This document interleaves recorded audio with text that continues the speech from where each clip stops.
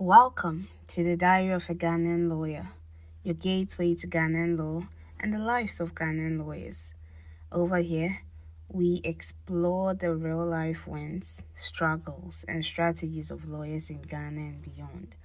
I'm lawyer Fredericka, your host for this podcast. Today's episode is a very serious one, but of course it's necessary. We are diving into something many young lawyers and even seasoned lawyers face, and the fact is they rarely talk about it. Drumroll. Courtroom anxiety and how to deal with it. Yes, you might ask, what is courtroom anxiety, or what does anxiety in court feel like?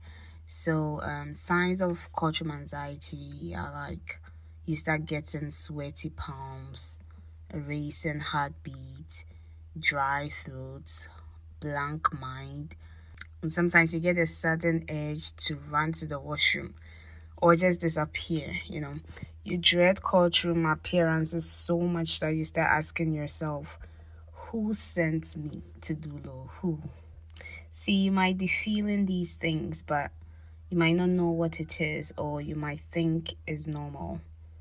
I accept the courtroom can be very intimidating, and let's not lie, it's a high tension zone. I mean, sometimes the judges don't smile, the opposing counsel and even the judges embarrass you, and it's sometimes annoying when your own client raises his or her hand to address the court as if you're not doing your work properly. But guess what? You are not alone when it comes to courtroom anxieties. Or better still, it is manageable. In fact, I wanted to share some tips as to how to manage courtroom anxiety, but I thought it wise that let's get a therapist to deal with it. However, I want us to throw our mind back, dear lawyers, dear judges listening. Do you remember your first real day in court? I'm not talking about the day that you followed your senior lawyer, like an apprentice, to court and only to get announced. I mean, when you were actually handed a file and you were told, go and address the court. I'm sure you prepared thoroughly, you checked the file, and maybe you Googled the lawyer on the other side, or you asked around about how this person is. Now, I don't readily recall my first day in court, but I remember my advocacy exam. That's the moot court session. Oh, God. Honestly, it was a chew and pour situation for me. My exams question was, I think, on the law and taxation, and it was mixed with criminal law, an aspect of the law that I'm not so enthused about. Honestly, I wish the school made us select the topics we wanted to address the court on or the judge on during the moot court. And it would have been probably easier for me, but maybe that's what an exam is. But honestly, I didn't really grasp what was required of me back then. And during my time, the exams time, I saw people, some of my colleagues, I saw them collapse. Others had to be offered the chair and even water by the judge just so they can calm down. Sometimes I am made to believe the anxiety attack most students face during the moot exams for the law of advocacy and ethics course in Ghana School of Law is almost inevitable for some of the students. And the annoying thing, or the funny thing, is not all lawyers, after they are called to the bar, actually step foot in the courtroom, but they still make a decent living from practice. So I wonder why we have to go through all this stress back in school just to get some grades to, progress out of school. And in fact, our educational system reminds me of the fish climbing a tree analogy. You know that analogy? It basically compares different animals like a fish, a bird, monkey, or an elephant. Now, all these animals are being asked to climb a tree. You know that the fish inherently is not suited to climb the tree as compared to the monkey, and the fish would struggle and would likely be labeled as stupid for failing, even though it's not meant to climb trees. That's how I see our educational system sometimes. Now, courtroom advocacy, I don't think is a must for all lawyers. And I wonder why it's still a compulsory course for us to be examined on.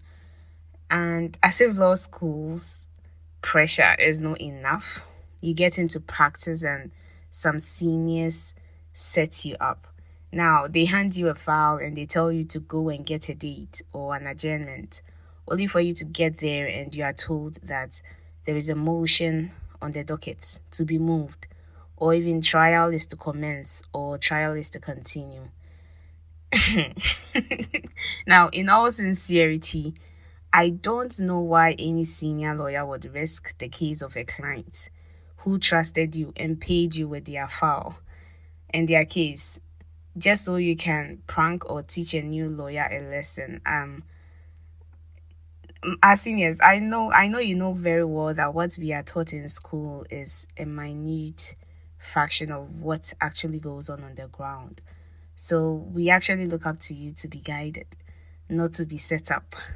I mean, would you be comfortable if a fresh doctor is pranked to perform some serious surgery on you or your loved ones? Let's treat the law like medicine because we are more or less on the same level. Now, the law itself is really not a do or die affair in terms of court.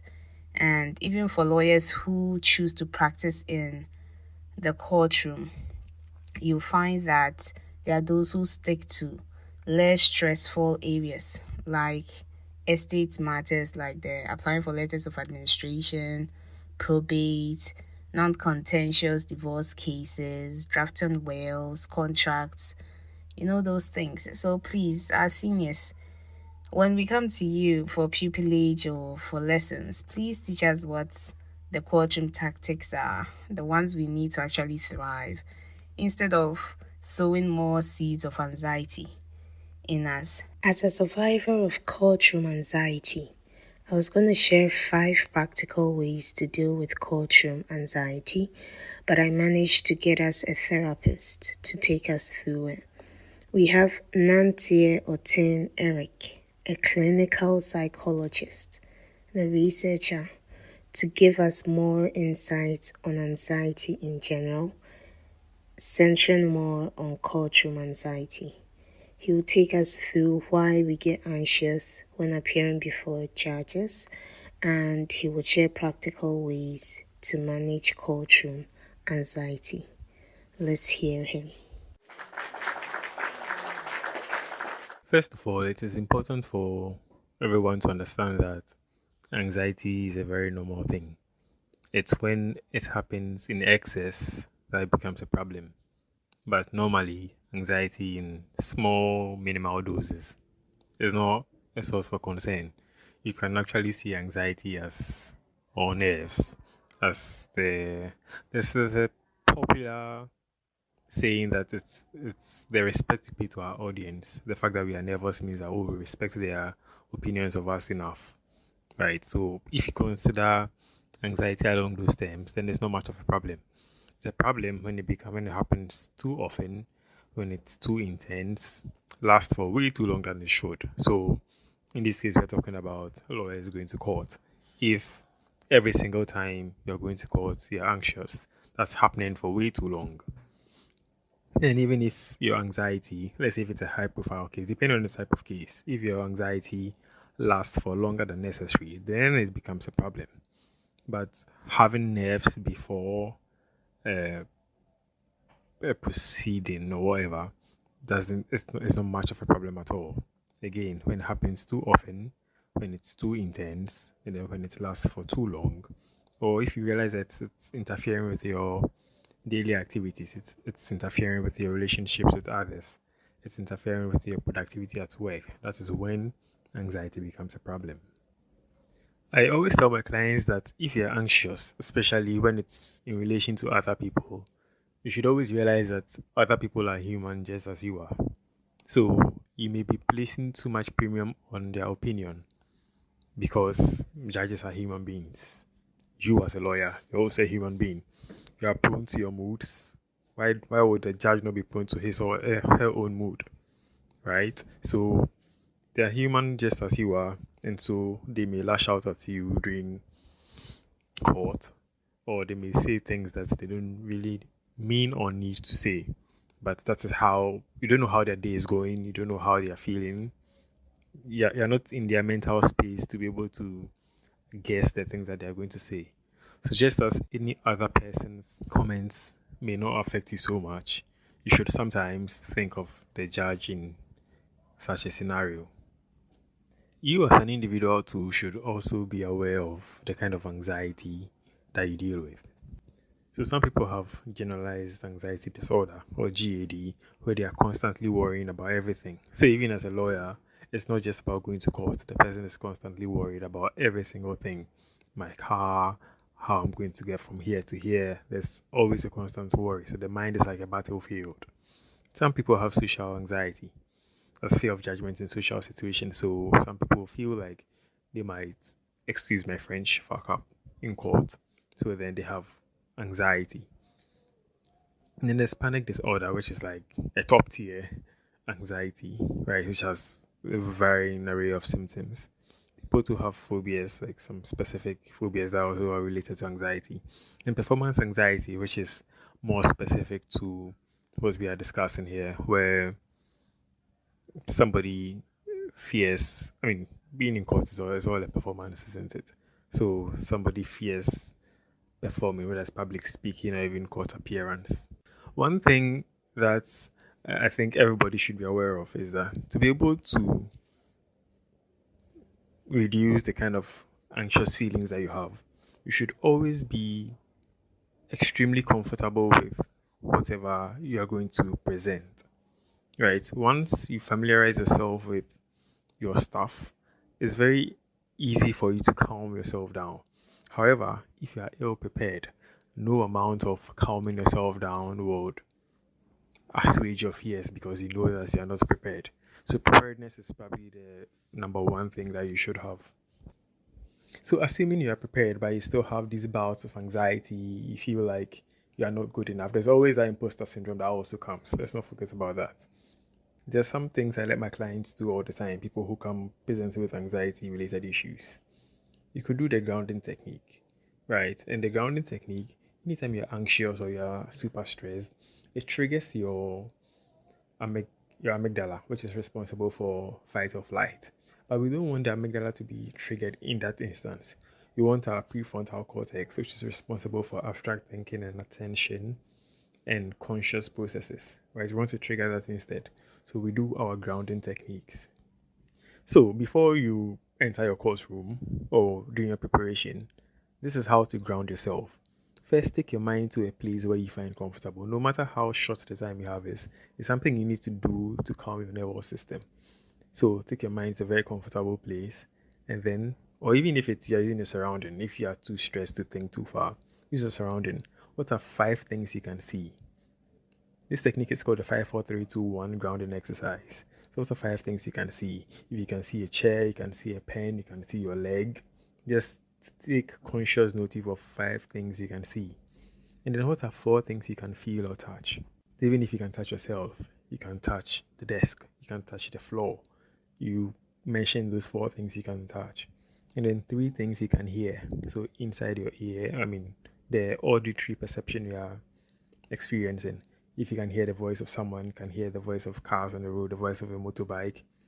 3 things. And don't go beyond the numbers. So if it's 5 things you can see, just notice only 5 things. If it's 4 things you can touch, just 4 things. 3 things you can hear, notice just those 3 things. Then we come to 2 things you can smell. So whatever smell or scent you can perceive in your nose, whether it's from food, whether it's from gum, someone's perfume, just notice only 2 things. And then the last one is the one thing you can taste in your mouth.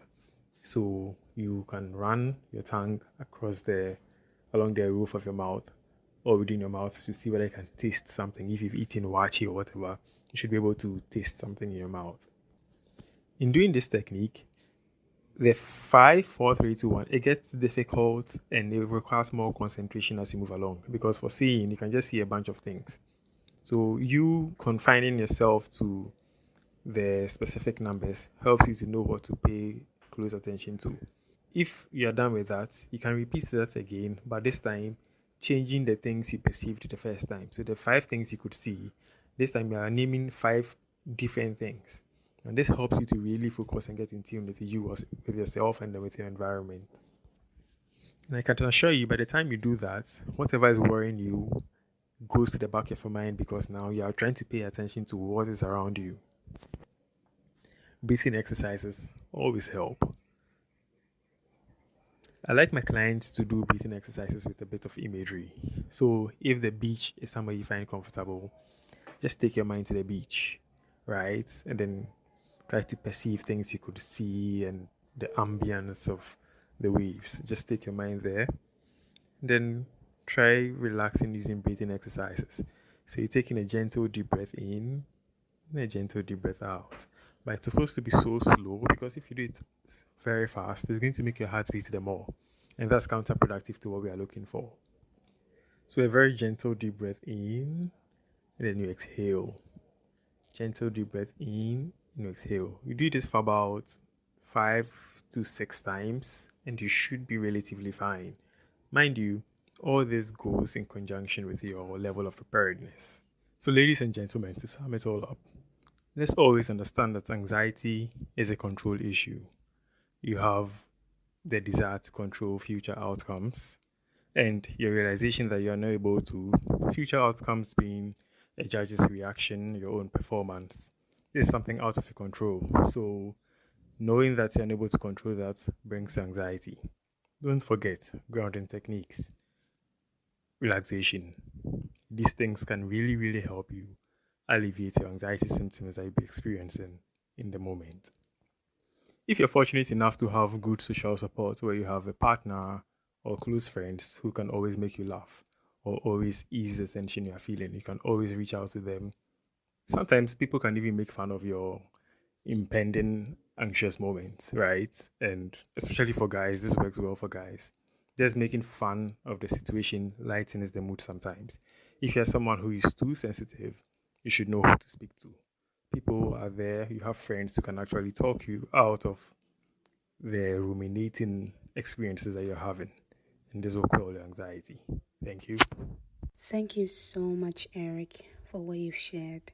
I noted some key points from what you just gave us on how to deal with courtroom anxiety, and I would highlight them. One, I need to remember that everyone is human. The judge, the opposing counsel, the witness in the box, they all have their lives. Their mood isn't necessarily about me, and I need not overthink it. Yes, I matter, but not that much. Because mostly when someone is rude or harsh to me, it's because they have their personal issues and it's really got nothing to do with me. So I should try my best not to personalize everything. I also noted that I need to prepare like my career actually depends on it. I need to know my file. I need to write bullet points, anticipate any objections when going to court. Even if I'm just holding someone's brief, I need to show up ready. And I, for one, I make it a personal principle that when I'm handed over a file, even if it's to take a date, I skim through the file, I ensure that everything is on point, as if it were my own case. If I find any anomaly or format that I'm not familiar with, I approach the substantive lawyer on why that particular approach was used. A lawyer is as good as the brief he or she holds, and it's easy to tell a judge you are holding a brief or you were just handed over the file. But remember that you are a fully qualified lawyer, and once you hold another lawyer's brief, you are deemed highly capable. You also get the opportunity to make a point to your potential clients and the judge that you are a very capable lawyer. Don't take such opportunities for granted. Now, I know from what you have shared, dear therapist, that once I am experiencing any form of anxiety, I can practice the 5, 4, 3, 2, 1 technique that you just shared. I also noted that I have to talk to somebody. I need to learn to open up to people. You are not alone, or I'm not alone. Most lawyers have fumbled before, and sometimes sharing your nerves makes them lighter. I've also learned to breathe. Sometimes deep breath, they actually work. And you can double it with praying or texting a loved one when having an anxiety. Then the most important one, practice, practice, practice. Try to get moot courts, rehearsals, and more courtroom exposure. They actually build confidence. If anxiety persists, remember that therapy is strength and not weakness. Now, before this episode ends, try to say this with me. Yes, you say it out loud. I may feel anxious, but I am not unprepared. I may feel nervous, but I am not incapable. I am learning, growing, and becoming a great lawyer. Now, another ritual I perform with my nephews and nieces, I made them learn these things, and then we repeat it each time we see each other. So we have this. For instance, I'm Fredericka, I'm smart, I'm beautiful, and I'm amazing. So they insert their names like, I'm Kofi, I'm smart, I'm beautiful, and I'm amazing. You can choose whichever adjectives you are okay with, but it's a good way to reassure yourself that you are really who you think you are, the best in being you. You can also make it your motto. Now, this is the end of our episode for today. Thank you so much for tuning into the Diary of a Ghanaian Lawyer. If today's episode helped you, share it with your law school group chats, share it on your WhatsApp status, share it in your groups, and even share it with your crushes. Yes, I'm Lawyer Fredericka, your host for this podcast. Until next time, bye.